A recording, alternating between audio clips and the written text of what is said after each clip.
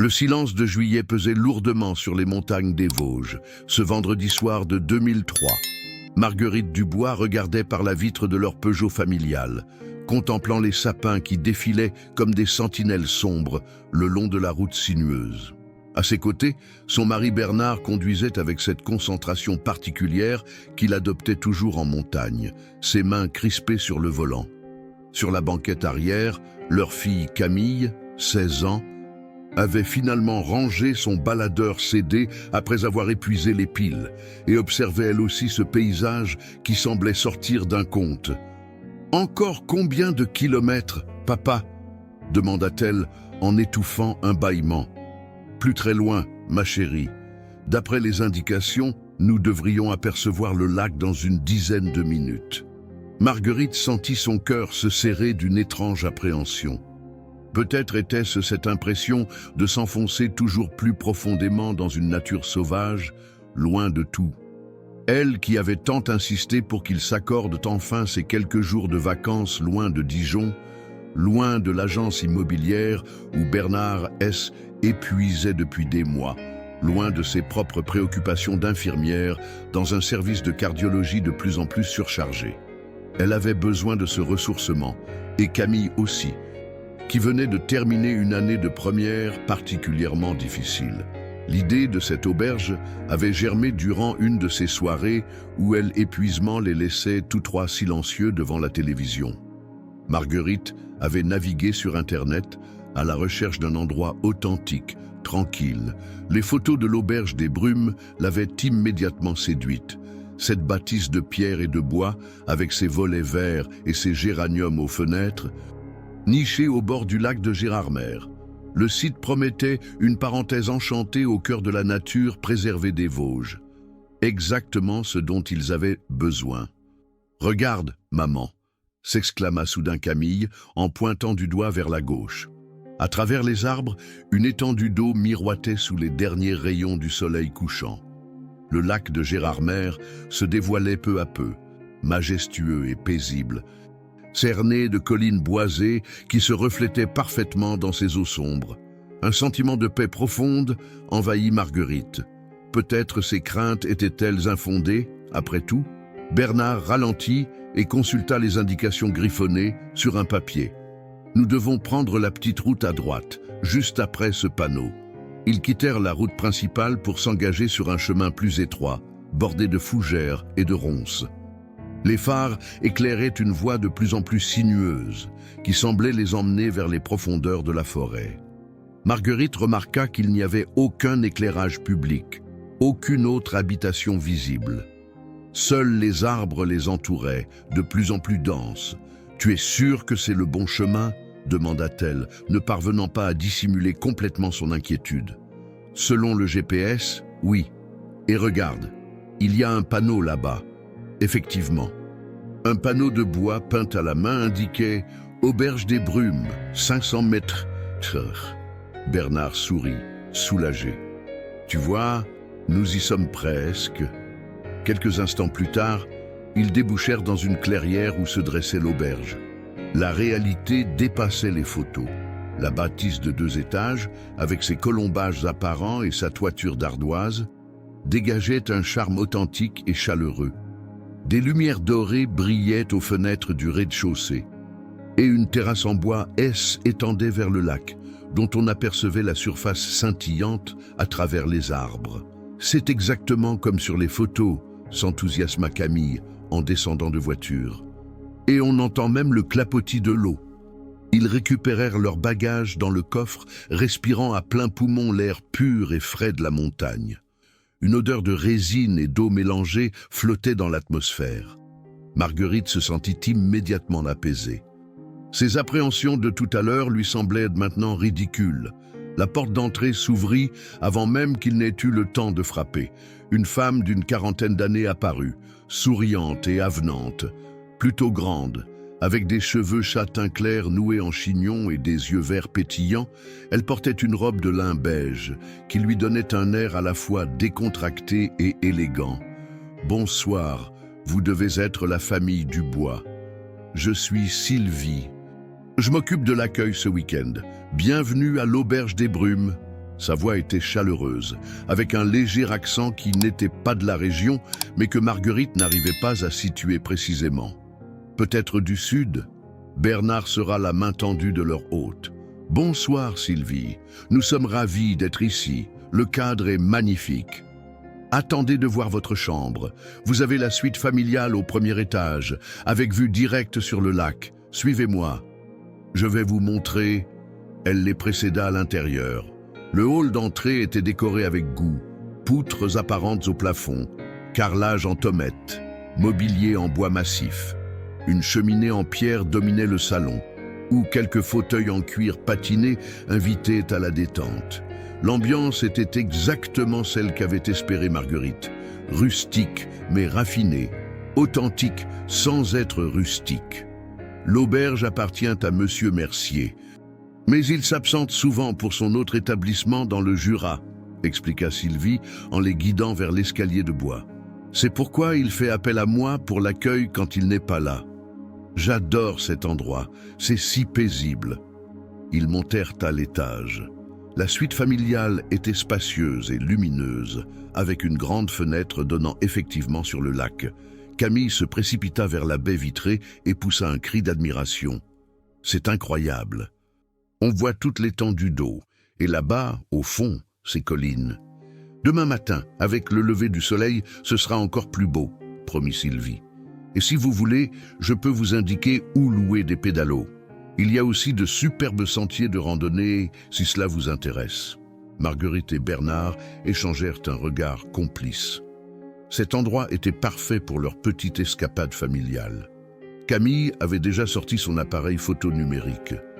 Un cadeau pour ses 16 ans et mitraillait la vue depuis la fenêtre. « Nous n'avons pas encore dîné, dit Bernard.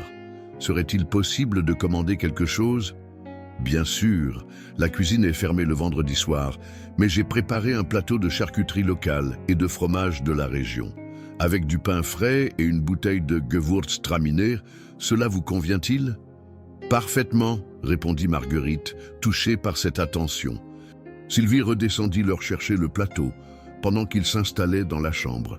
Camille avait déjà choisi le petit lit près de la fenêtre et rangé ses affaires dans la commode en bois ciré. Bernard testait la fermeté du matelas en plaisantant, et Marguerite défaisait sa valise, heureuse de voir sa famille si détendue. Quand Sylvie remonta avec le plateau, elle s'attarda quelques instants pour bavarder. Elle leur parla de la région. Des légendes locales autour du lac, des meilleures heures pour observer les cerfs qui venaient s'abreuver au petit matin. Sa connaissance des lieux était impressionnante, et elle dégageait une gentillesse naturelle qui acheva de rassurer Marguerite. « Au fait, dit Bernard en dégustant le Monster particulièrement savoureux, y a-t-il d'autres clients cette nuit ? Non, vous êtes seul, c'est le charme de la basse saison. Vous aurez l'auberge entièrement pour vous. Profitez-en pour vous ressourcer en toute tranquillité. » Après le départ de Sylvie, ils savourèrent leur repas improvisé en contemplant le lac qui s'assombrissait peu à peu. Une lune presque pleine commençait à se refléter dans l'eau, créant un chemin de lumière argentée sur la surface. Camille ne cessait de prendre des photos, déjà impatiente de les montrer à ses amis. « Papa ? Demain, on pourra faire du pédalo ?» demanda-t-elle en croquant dans une tranche de pain de seigle tartinée de confiture de myrtille. « Bien sûr, ma chérie. Et peut-être même une petite randonnée l'après-midi, si vous êtes partante. » Marguerite acquiesça, se sentant déjà revigorée par cette atmosphère si différente de leur quotidien urbain. Bernard sortit son téléphone portable pour envoyer un message à ses parents, comme convenu. « Bien arrivé. Cadre magnifique. Tout va bien. Bise. » Le message partit sans difficulté. Le réseau captait parfaitement dans cette zone, contrairement à ce qu'ils avaient craint. Bernard était soulagé, car il savait que ses parents s'inquiéteraient s'il restait sans nouvelles. La soirée se déroula paisiblement. Ils terminèrent la bouteille de Gewürztraminer en échangeant leurs premières impressions sur cet endroit magique. Camille leur montra ses photos sur l'écran de son appareil. Le lac au coucher du soleil, la façade de l'auberge, la vue depuis leurs fenêtres. Toutes étaient réussies, saisies avec l'œil artistique qu'elle développait depuis quelques mois en cours de photographie. Vers 22 heures, ils décidèrent de se coucher tôt pour profiter pleinement de la journée du lendemain. Marguerite prit une douche dans la petite salle de bain attenante, appréciant l'eau chaude et la pression parfaite. Les serviettes sentaient la lavande et tous les détails témoignaient du soin apporté à l'accueil des hôtes. Allongée dans le lit douillet aux draps impeccables, elle écoutait les bruits de la nature nocturne. Le clapotis régulier des vagues contre la rive, le ululement lointain d'un hibou, le frôlement du vent dans les sapins. Bernard ronflait déjà doucement à côté d'elle, et elle entendait la respiration paisible de Camille dans son petit lit. Pour la première fois depuis des mois, Marguerite se sentait vraiment en paix. Les soucis du travail, les tensions accumulées, les petites querelles familiales, tout cela lui paraissait si loin. Elle ferma les yeux, bercée par la symphonie apaisante de la nuit dans les Vosges, et s'endormit d'un sommeil profond et réparateur. Elle ne pouvait pas savoir que ce serait la dernière nuit de sa vie où elle se sentirait en sécurité. Le chant des oiseaux réveilla Marguerite aux premières lueurs de l'aube. Un instant désorientée, elle mit quelques secondes à se rappeler où elle se trouvait. Puis le souvenir de leur arrivée la veille lui revint, accompagné d'une sensation de bien-être qu'elle n'avait pas ressentie depuis longtemps. À travers les rideaux entr'ouverts, elle apercevait la surface du lac qui miroitait sous les rayons obliques du soleil levant. Bernard dormait encore profondément, et Camille était pelotonnée sous sa couette, seuls ses cheveux bruns dépassant de l'oreiller. Marguerite se leva doucement pour ne pas les réveiller et s'approcha de la fenêtre. Le spectacle était à couper le souffle. Une brume légère s'élevait de l'eau, créant une atmosphère féerique. Les collines environnantes semblaient nimbées d'un voile doré, et le silence n'était troublé que par le chant mélodieux des merles et des fauvettes. Elle enfila sa robe de chambre et descendit discrètement au rez-de-chaussée, espérant trouver de quoi se préparer un café. Dans la cuisine, elle découvrit que Sylvie avait déjà tout préparé. Une cafetière électrique avec du café fraîchement moulu, des tasses, du lait, du sucre et même quelques viennoiseries sous un linge blanc. Un petit mot était posé à côté. « Bonjour, servez-vous ? Je serai de retour vers 9 heures pour le petit déjeuner complet. Sylvie. » Cette attention touchante fit sourire Marguerite. Elle se prépara un café qu'elle emporta sur la terrasse, savourant ces instants de solitude face à la beauté majestueuse du lac. L'air était frais et vivifiant, chargé de tous les parfums de la forêt.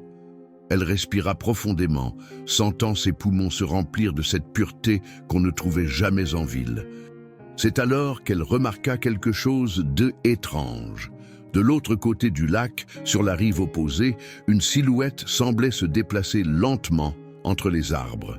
À cette distance, il était impossible de distinguer s'il s'agissait d'un homme ou d'une femme, mais la démarche paraissait délibérément lente, presque furtive.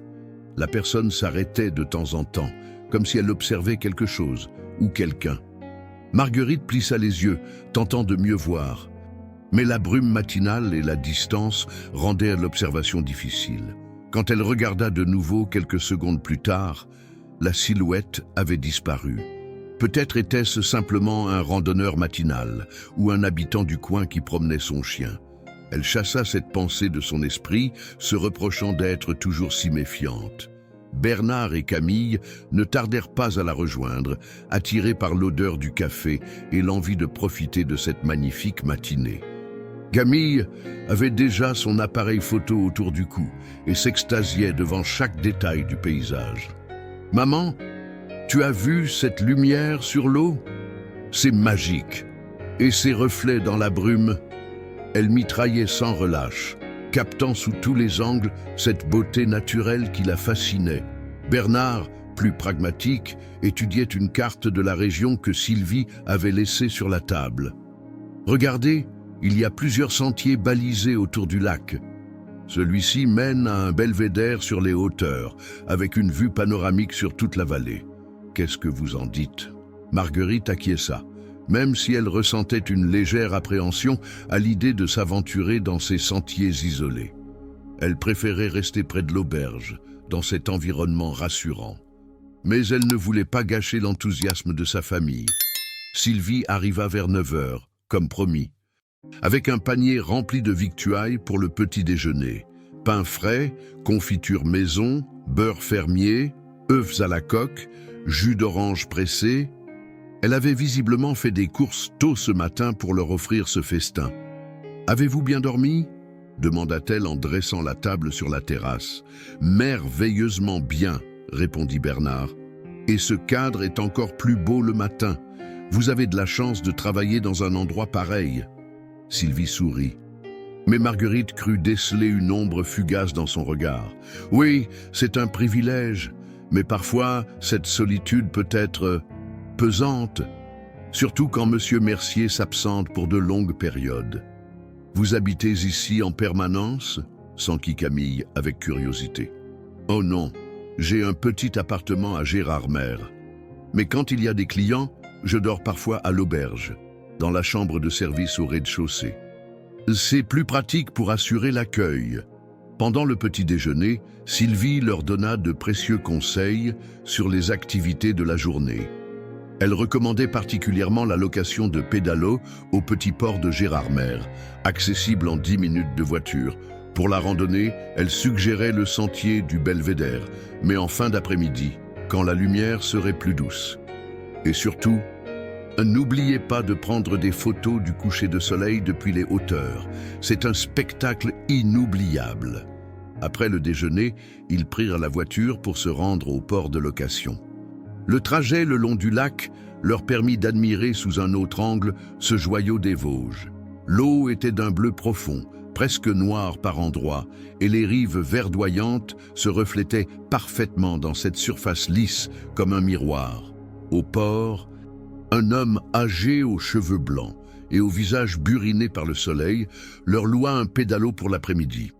Il avait l'accent chantant de la région et leur raconta quelques anecdotes sur le lac, ses légendes et ses mystères. « Vous savez, ce lac cache bien des secrets, » dit-il en attachant les gilets de sauvetage. « Des histoires que nos grands-pères se racontaient sur des disparitions étranges, des lumières inexpliquées.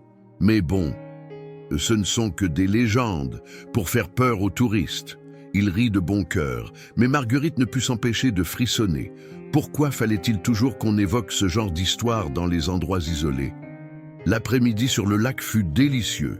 Ils pagayèrent tranquillement, s'arrêtant dans de petites criques ombragées pour pique-niquer et se baigner. L'eau était fraîche, mais pas glacée. Et Camille s'amusa à nager autour du pédalo pendant que ses parents se reposaient au soleil. De temps en temps, Marguerite jetait un regard vers les rives, cherchant inconsciemment la silhouette qu'elle avait cru apercevoir le matin. Mais elle ne vit que des familles de promeneurs et quelques pêcheurs solitaires. Ses craintes lui parurent de nouveau ridicules. Vers 15 heures, ils rendirent le pédalo et retournèrent à l'auberge pour se reposer avant la randonnée prévue en fin d'après-midi. Sylvie les accueillit avec un sourire, mais Marguerite remarqua qu'elle semblait plus tendue que le matin. Ses gestes étaient moins assurés, et elle évitait leur regard. « Tout va bien, Sylvie ?» demanda-t-elle avec sollicitude. « Oui, oui, très bien, juste un petit contretemps avec un fournisseur, rien de grave. » Mais son sourire sonnait faux, et Marguerite sentit une inquiétude sourde l'envahir. Y avait-il un problème qu'elle ne voulait pas leur avouer? Ils se reposèrent dans leur chambre jusqu'à 17 heures, puis se préparèrent pour la randonnée. Camille avait rechargé les batteries de son appareil photo et emporté plusieurs cartes mémoire déterminées à immortaliser le coucher de soleil depuis le Belvédère. Bernard avait étudié l'itinéraire sur la carte et estimait qu'il leur faudrait 1 heure pour atteindre le sommet. Avant de partir, ils passèrent dire au revoir à Sylvie. Ils la trouvèrent dans la cuisine, en train de préparer des légumes pour le dîner. Elle sursauta quand ils entrèrent, comme si elle était plongée dans de sombres pensées. « Nous partons pour la randonnée » annonça Bernard. « Nous serons de retour vers 19 heures pour le dîner ?»« Parfait !» Soyez prudents sur le sentier, il peut être glissant par endroits, et restez bien ensemble. Cette dernière recommandation, prononcée d'un ton presque suppliant, surprit Marguerite. Pourquoi Sylvie semblait-elle si inquiète? Ils quittèrent l'auberge et s'engagèrent sur le sentier balisé qui montait vers les hauteurs. Le chemin était bien entretenu, serpentant à travers une forêt de sapins et de hêtres.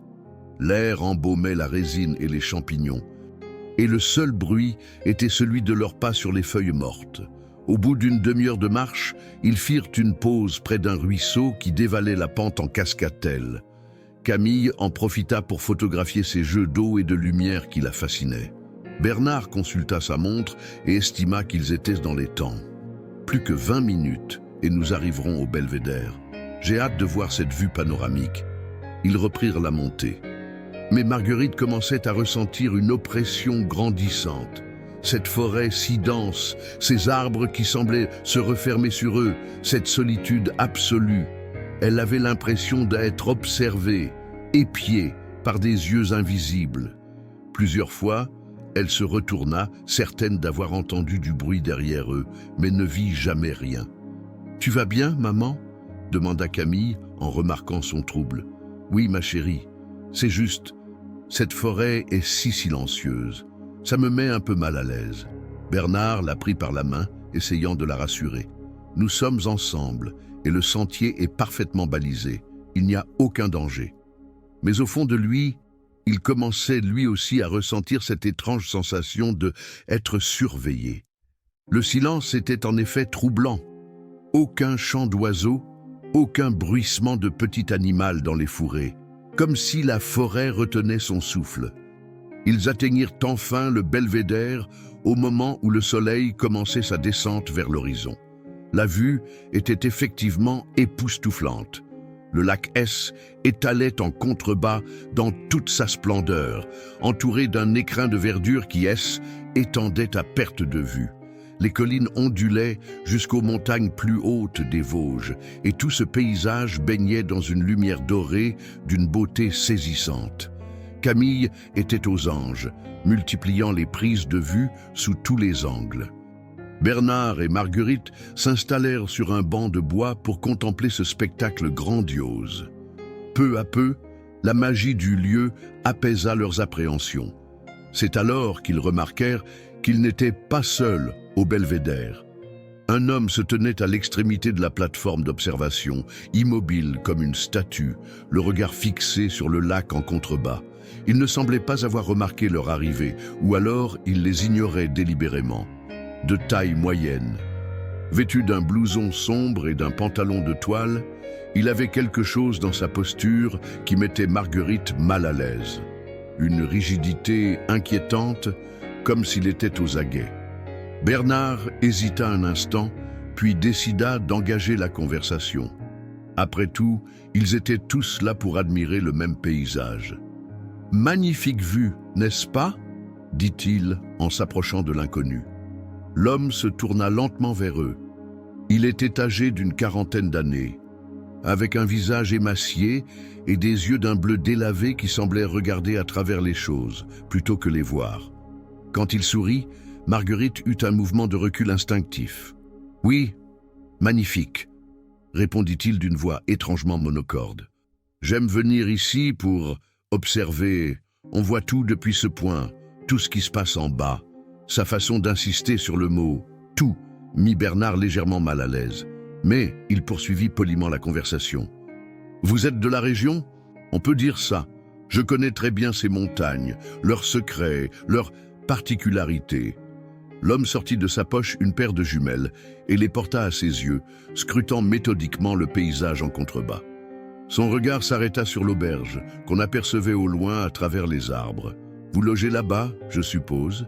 dit-il en pointant du doigt la direction de l'auberge des Brumes. Marguerite sentit son sang se glacer. Comment pouvait-il le savoir? Et pourquoi cette question la mettait-elle si mal à l'aise? Oui, répondit Bernard, de plus en plus perplexe. Vous connaissez l'établissement?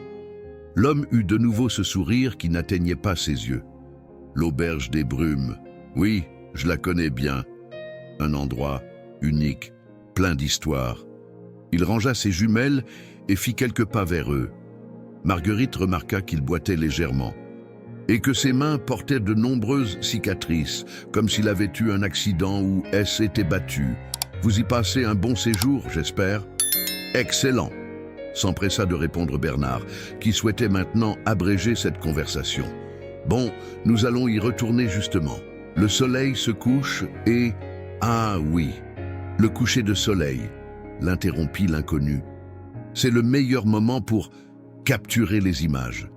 Votre fille semble avoir compris ça. » Il désigna Camille, qui continuait à photographier le paysage, inconsciente de la tension qui montait. Cette façon qu'avait cet homme de les observer, de connaître leurs moindres faits et gestes, devenait franchement inquiétante. « Camille, viens, nous rentrons !» appela Marguerite d'une voix plus forte qu'elle ne l'aurait voulu. L'adolescente les rejoignit en courant, son appareil à la main, le visage rayonnant d'enthousiasme. « J'ai pris des photos extraordinaires, et cette lumière qui change de minute en minute. » Elle s'interrompit en remarquant l'homme qui les observait fixement. Quelque chose dans son regard la mit immédiatement mal à l'aise. « Bonsoir » dit-elle poliment, mais en se rapprochant instinctivement de ses parents. « Bonsoir, mademoiselle » répondit l'inconnu. « De bien belles photos, j'en suis sûr. Vous devriez revenir demain matin, très tôt. » La lumière de l'aube révèle des détails qu'on ne voit pas le reste du temps. Il y avait quelque chose de menaçant dans sa suggestion, comme une promesse voilée. Bernard prit sa femme et sa fille par les bras. « Nous y penserons. Bonne soirée. » Ils éloignèrent rapidement vers le sentier de descente, laissant l'homme seul au belvédère. Mais Marguerite était certaine qu'il continuait à les observer, qu'il suivait chacun de leurs mouvements avec ses jumelles. Cette pensée la fit frissonner.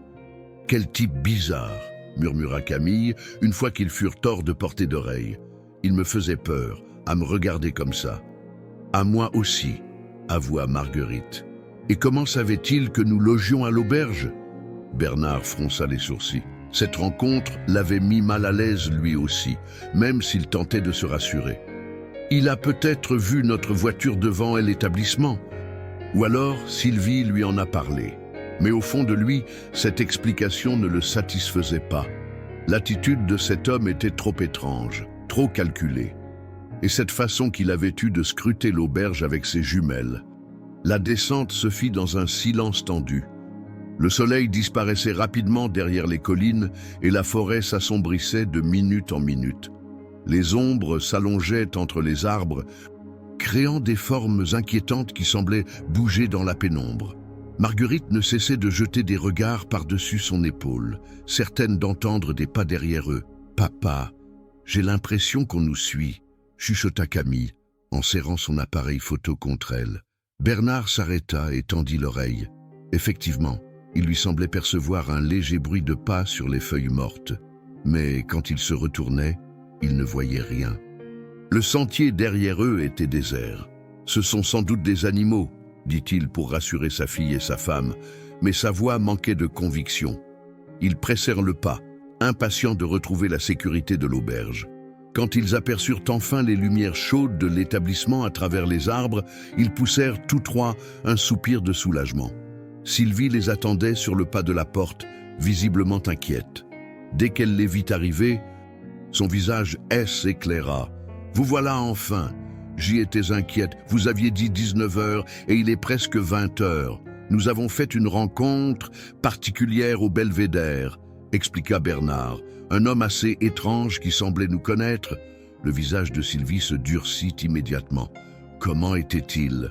Marguerite décrivit l'inconnu. Quarantaine d'années, blouson sombre, boiterie légère, regard dérangeant. Plus elle parlait, plus Sylvie pâlissait. Il avait des jumelles et observait l'auberge, ajouta Camille. Il m'a dit de revenir photographier l'aube demain matin. Sylvie ferma les yeux, comme si elle luttait contre une panique naissante. Quand elle les rouvrit, son regard était dur, déterminé. « Écoutez-moi bien, dit-elle d'une voix basse mais ferme. Cet homme, il ne faut pas lui faire confiance. Ne sortez plus seul de l'auberge. Et surtout, ne retournez pas au belvédère. »« Mais pourquoi ?» demanda Bernard, de plus en plus alarmé. « Qui est-ce » Sylvie hésita, semblant peser ses mots. « Il s'appelle Marcel Hoffmann. Il a eu des problèmes par le passé, des histoires avec d'autres clients, des incidents. Monsieur Mercier a porté plainte plusieurs fois, mais la police n'a jamais pu prouver quoi que ce soit. » « Quel genre d'incident ?» insista Marguerite, le cœur battant. « Des clients qui se plaignaient d'être suivis, épiés, des affaires qui disparaissaient de leur chambre. Une fois, une famille a même quitté l'auberge en pleine nuit, terrorisée. Ils affirmaient qu'ils rôdaient autour du bâtiment. » Un silence pesant s'installa. Camille se rapprocha de sa mère, soudain terrifiée. Bernard sentait la colère monter en lui. « Et vous ne nous aviez pas prévenus » s'exclama-t-il. « Nous avons le droit de savoir qu'il y a un individu dangereux dans les parages. » Sylvie baissa la tête, honteuse. « Je pensais, j'espérais qu'il ne vous dérangerait pas. Cela fait plusieurs semaines qu'on ne l'avait pas vu. Je croyais qu'il était parti ailleurs. » Marguerite sentit ses jambes se dérober sous elle. Elle s'appuya contre le chambranle de la porte, luttant contre un vertige. Toutes ces appréhensions depuis leur arrivée prenaient soudain un sens terrifiant. « Il faut appeler la police, dit-elle d'une voix blanche. « Je l'ai déjà fait plusieurs fois, répondit Sylvie. Mais il ne fait rien d'illégal. Il se contente de rôder. Les gendarmes ne peuvent pas l'arrêter pour ça. » Bernard prit sa femme et sa fille par les épaules, les faisant entrer dans l'auberge. « Bon, nous allons rester à l'intérieur ce soir. Et demain matin, nous partirons. »« Non !» s'écria Sylvie avec une véhémence qui les surprit. « Je veux dire, ce serait dommage de gâcher votre séjour pour cet homme. Il ne vous fera rien si vous restez près de l'auberge. Et puis, je serai là pour veiller sur vous. » Quelque chose dans son insistance troubla Marguerite. Pourquoi Sylvie tenait-elle tant à ce qu'il reste ?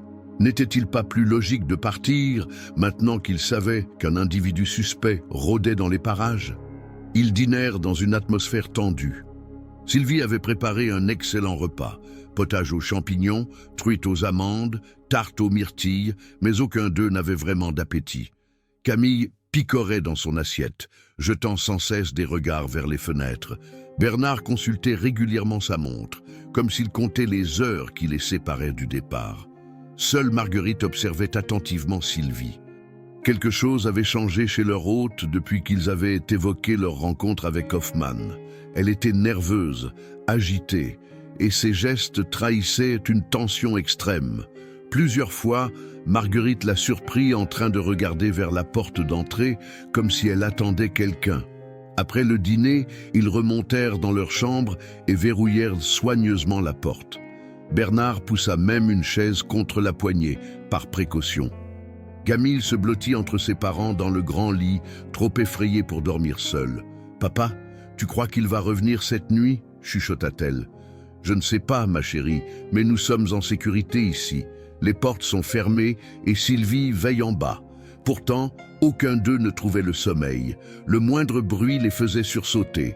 Le craquement d'une poutre, le bruissement du vent dans les arbres, le clapotis des vagues sur la rive. Vers minuit, Marguerite entendit distinctement des pas sur la terrasse. Elle secoua doucement Bernard. « Tu as entendu ?» Il tendit l'oreille. Les pas se rapprochèrent de la façade, puis s'arrêtaient sous leur fenêtre. Quelqu'un était là, immobile, peut-être en train de les observer. Bernard se leva silencieusement et s'approcha de la baie vitrée, prenant soin de rester caché derrière le rideau. Dans la pénombre, il distingua une silhouette sombre qui se détachait contre la terrasse éclairée par la lune. L'homme, car était bien un homme, était tourné vers leur fenêtre, parfaitement immobile. Il tenait quelque chose à la main, qui brillait faiblement dans la clarté lunaire. Bernard sentit son cœur s'emballer. Était Hoffmann, il en était certain. Mais que faisait-il là? Et qu'est-ce qui brillait dans sa main? Soudain, l'homme bougea. Il leva l'objet vers la fenêtre. Et Bernard comprit avec horreur qu'il s'agissait d'un appareil photo. Hoffmann était en train de les photographier. « Sylvie !» cria Bernard en se précipitant vers la porte. « Sylvie, il y a quelqu'un sur la terrasse ?» Il dévala l'escalier 4 à 4, suivi de Marguerite et Camille. Mais quand ils arrivèrent au rez-de-chaussée, ils trouvèrent le salon vide. Aucune trace de Sylvie. Bernard ouvrit la porte-fenêtre et sortit sur la terrasse. Plus personne. Hoffmann avait disparu comme un fantôme, ne laissant derrière lui que l'écho de sa présence menaçante. « Sylvie !» appela Marguerite en explorant le rez-de-chaussée. « Où êtes-vous » Aucune réponse. La chambre de service était vide, le lit défait mais froid. Sylvienne n'était pas là depuis un moment déjà. Une angoisse terrible s'empara de Marguerite. Où était passée leur hôte? Pourquoi avait-elle disparu au moment précis où ils avaient besoin d'elle? Et que faisait exactement Hoffmann sur la terrasse avec cet appareil photo? Bernard tentait de joindre la gendarmerie sur son téléphone portable, mais il n'arrivait plus à avoir de réseau. Pourtant, la veille, la connexion était parfaite. « Papa, regarde !» s'écria soudain Camille en montrant la table de la cuisine. Sur la surface en bois, quelqu'un avait disposé plusieurs photographies, des clichés en noir et blanc qui montraient eux. Leur arrivée à l'auberge la veille au soir, leur petit déjeuner sur la terrasse le matin, leur départ pour la randonnée, et d'autres photos plus anciennes, floues, qui semblaient prises de très loin. Au dos de l'une d'elles, quelques mots étaient griffonnés d'une écriture tremblante. « Vous êtes si beaux ensemble. Il serait dommage que cela se termine. » Marguerite porta la main à sa bouche pour étouffer un cri.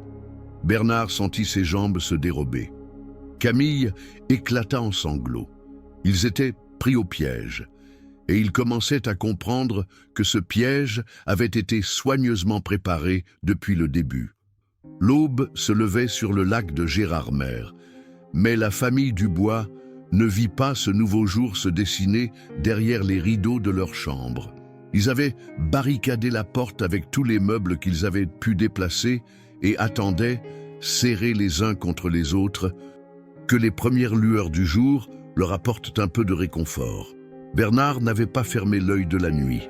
Il était resté debout près de la fenêtre, guettant le moindre mouvement suspect sur la terrasse ou aux abords de l'auberge. Son téléphone portable demeurait obstinément muet. Aucun réseau ne passait plus depuis la découverte des photographies.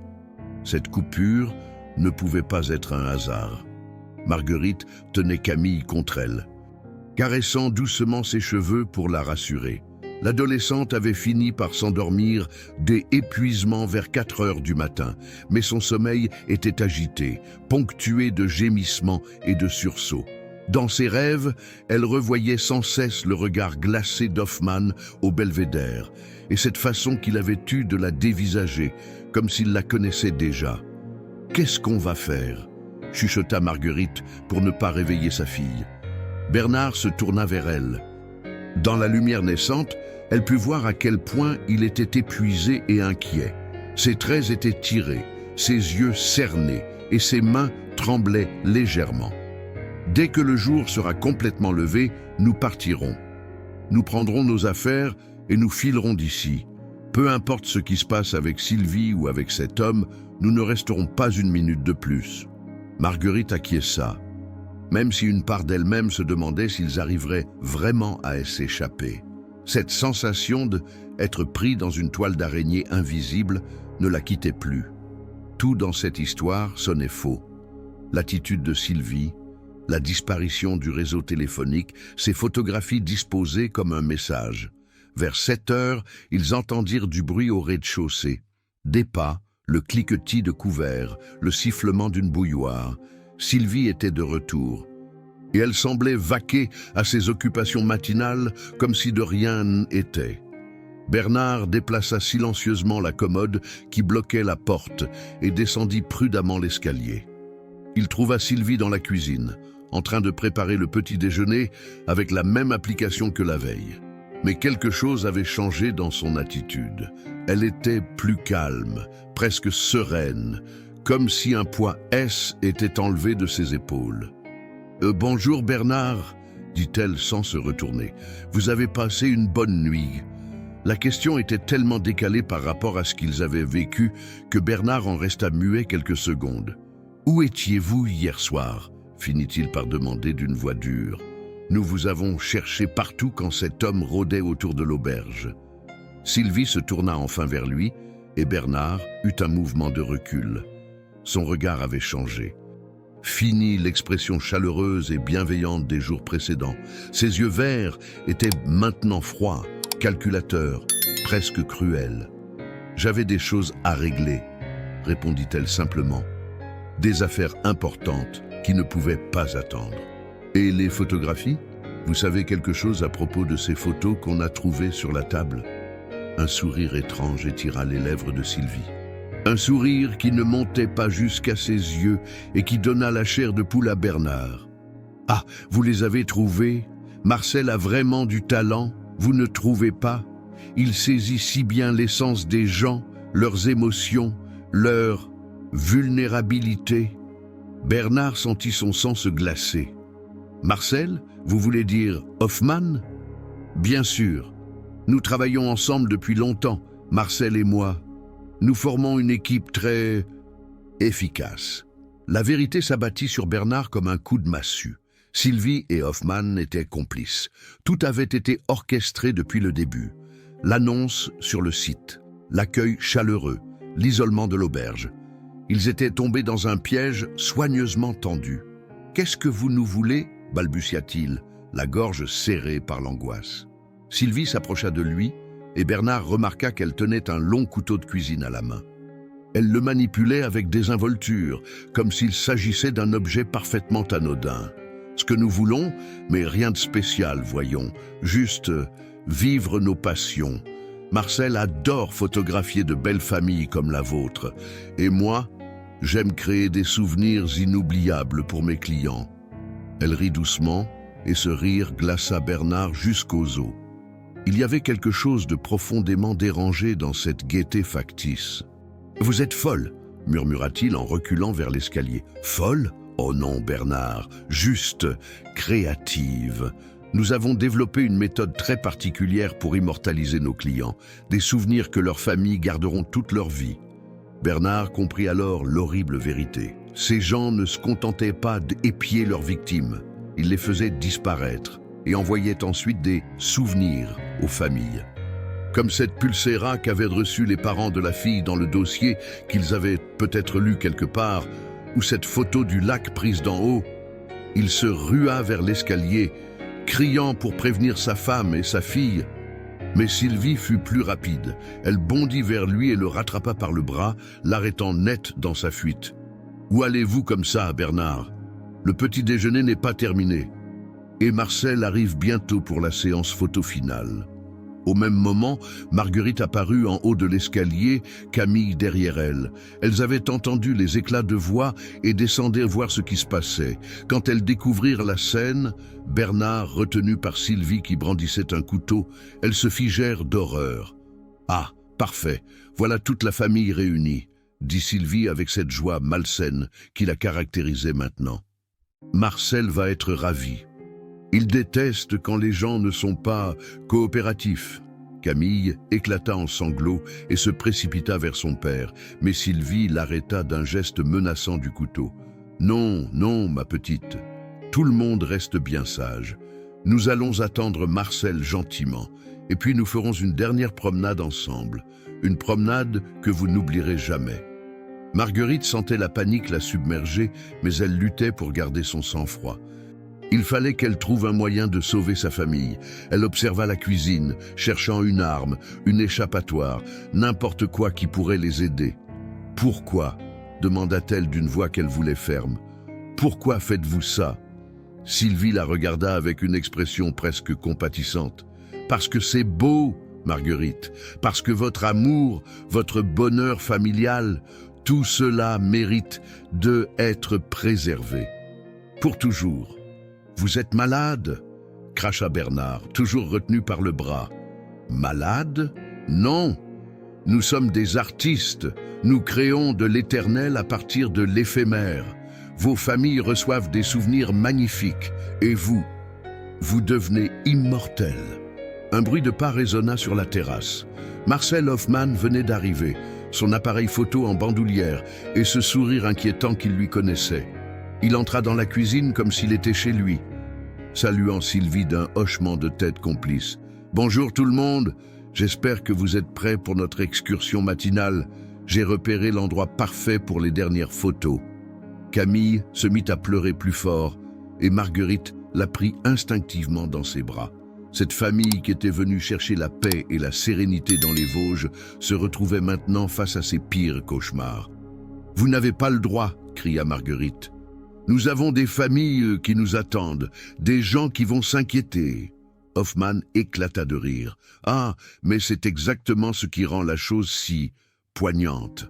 L'attente, l'inquiétude, puis l'espoir qui s'étiole peu à peu. Et enfin, ce petit colis qui arrive par la poste avec un souvenir qui les fera pleurer pour le reste de leur vie. » Il sortit de son sac plusieurs enveloppes Kraft, identiques à celles que la famille du dossier avait dû recevoir. Marguerite comprit qu'ils n'étaient pas les premiers, qu'il y avait eu d'autres familles avant eux, d'autres victimes de cette folie meurtrière. « Combien ?» murmura-t-elle. « Combien de familles avez-vous ?»« Oh, nous ne comptons pas », répondit Sylvie avec désinvolture. « L'art ne se mesure pas en chiffres, chaque œuvre est unique. Chaque famille apporte sa propre émotion. » Hoffmann vérifiait son matériel photographique avec le sérieux d'un professionnel. Il avait plusieurs objectifs, des filtres et même un trépied. Tout était prévu, organisé, répété. « Bon, il est temps d'y aller », annonça-t-il. « La lumière du matin va bientôt être parfaite. Nous allons retourner au belvédère. Le cadre sera magnifique pour les derniers clichés. »« Non !» hurla Camille. « Je ne veux pas y aller, je ne veux pas mourir !» Hoffmann s'approcha d'elle et son visage se durcit. « Mais qui a parlé de mourir, petite? Nous allons simplement vous transformer. Vous allez devenir éternelle grâce à mes photos et aux souvenirs que nous enverrons à vos familles. » Marguerite comprit qu'il n'y avait plus d'issue. Ces gens étaient complètement déments et ils avaient manifestement agi ainsi plusieurs fois auparavant. Elle serra Camille contre elle, cherchant désespérément un moyen de la protéger. C'est alors qu'elle remarqua quelque chose d'étrange. Dans le reflet de la fenêtre, elle apercevait une voiture qui remontait lentement le chemin d'accès à l'auberge. Une voiture qu'elle ne reconnaissait pas, avec deux silhouettes à l'intérieur. Sylvie et Hoffmann, concentrés sur leurs préparatifs macabres, n'avaient rien vu. Marguerite fit un signe discret à Bernard, qui suivit son regard et aperçut lui aussi le véhicule qui approchait. Qui cela pouvait-il être? De nouveaux clients? Des gendarmes? Ou d'autres complices de ces fous? La voiture s'arrêta devant l'auberge, et deux hommes en descendirent. L'un d'eux portait un uniforme que Marguerite reconnut avec un immense soulagement. C était un gendarme. Bernard comprit immédiatement qu'il fallait créer une diversion pour alerter les arrivants. Il se dégagea brusquement de l'emprise de Sylvie et se précipita vers la porte en hurlant « Au secours! À l'aide! Nous sommes séquestrés !» Sylvie se lança à sa poursuite, le couteau à la main, mais il était déjà sorti sur la terrasse.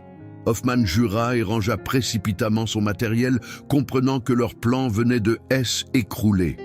Les gendarmes, alertés par les cris, se ruèrent vers l'auberge en dégainant leurs armes. Ils trouvèrent Bernard qui courait vers eux, poursuivi par une femme armée d'un couteau, tandis que de la cuisine sortaient les hurlements de terreur de Marguerite et Camille. L'arrestation fut rapide et brutale. Sylvie, prise de panique, tenta de s'enfuir vers la forêt, mais elle fut rattrapée en quelques minutes. Hoffmann, lui, essaya de négocier, prétendant qu'il ne s'agissait que d'un malentendu, d'un jeu qui avait mal tourné. Mais les gendarmes trouvèrent rapidement dans ces affaires les preuves accablantes. Des dizaines de photographies de familles terrorisées, des souvenirs prélevés sur d'autres victimes et un carnet détaillant leurs méthodes avec une précision glaçante. Plus tard, Marguerite apprendrait que les gendarmes étaient venus suite à un appel anonyme. Quelqu'un avait signalé des activités suspectes autour de l'auberge, des disparitions étranges, des colis mystérieux envoyés à des familles endeuillées. L'enquête avait mené jusqu'à Sylvie Moreau et Marcel Hoffmann, un couple de déséquilibrés qui sévissait depuis plusieurs années dans la région. Ils avaient utilisé différentes identités, différents établissements, mais toujours le même mode opératoire. attirer des familles isolées, les terroriser, puis les faire disparaître en envoyant ensuite des souvenirs macabres à leurs proches. L'auberge des Brumes N était qu'un de leurs nombreux pièges, un établissement qu'ils avaient investi temporairement pour leurs sinistres activités. Le véritable propriétaire, M. Mercier, était retrouvé quelques jours plus tard, ligoté dans la cave de sa propre maison. Il avait été séquestré pendant des semaines, pendant que Sylvie utilisait son auberge pour attirer de nouvelles victimes. Dans les semaines qui suivirent, l'enquête révéla l'ampleur de leurs crimes. Au moins 7 familles avaient disparu au cours des 2 dernières années, toutes attirées par de fausses annonces sur des sites touristiques. Les Dubois avaient eu une chance inouïe. Ils étaient les premiers à avoir survécu à cette rencontre avec la folie. Camille mit des mois à se remettre de ce traumatisme. Elle qui adorait la photographie ne put plus toucher un appareil pendant longtemps, hantée par le souvenir du regard de Hoffman et de ses objectifs menaçants. Bernard développa une phobie des lieux isolés et ne put plus jamais envisager de vacances loin de la civilisation.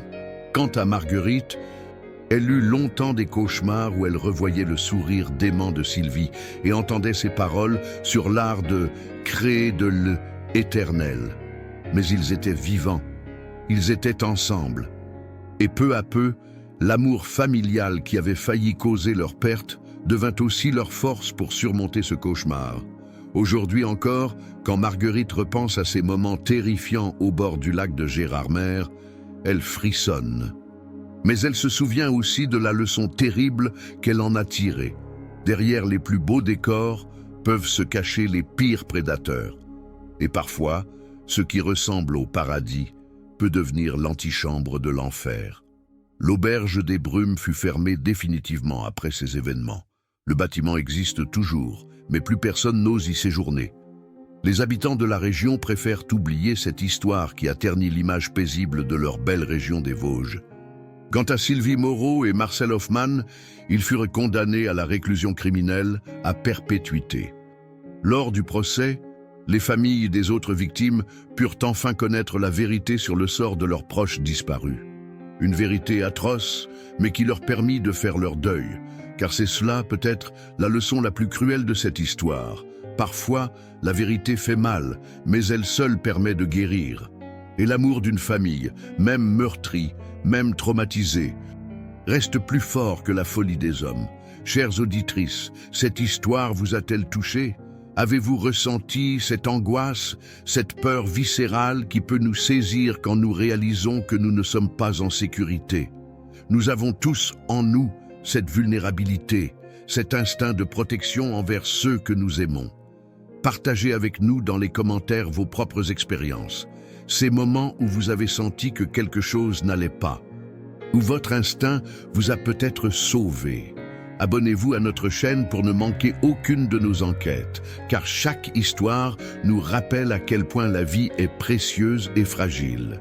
Likez cette vidéo si elle vous a marqué et n'hésitez pas à la partager avec vos proches. On ne sait jamais quand une histoire comme celle-ci peut nous aider à reconnaître les signaux d'alarme. Prenez soin de vous et de ceux que vous aimez. End of story.